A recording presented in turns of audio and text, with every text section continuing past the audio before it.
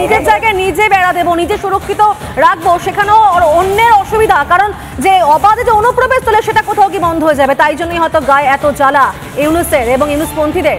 এই মুহূর্তে কি ছবি দেখতে পাচ্ছ সেখানকার কিংশক?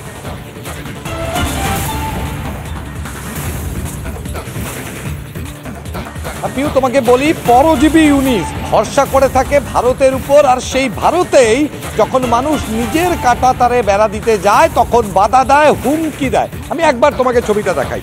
এটা ভারতবর্ষের জিরো ল্যান্ড, এটা ভারতবর্ষের জিরো ল্যান্ড, এবং সেখানেই দেখো চাষের জমি, এই চাষের জমিতেই চাষ করে এখানকার মানুষ।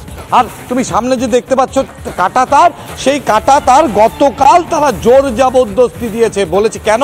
এই যে দেখো প্রচুর মানুষ এই মুহূর্তে খেতে কাজ করছে, তুমি দেখতে পাচ্ছ, এবং একদম লাগোয়া বাংলাদেশ। আর ঠিক সেখানে দাঁড়িয়েই তাদের সমস্যার কারণ অনুপ্রবেশ ঘটাতে পারবে না, ইউনিসের জঙ্গি বাহিনী ঢুকতে পারবে না। এই বাংলাদেশের অত্যাচার, আমার গরু চুরি হয়, অমুক তো খেয়ার নষ্ট হয়, তার জন্যই আমি কাটা তারের বেড়াটা আমি চাই।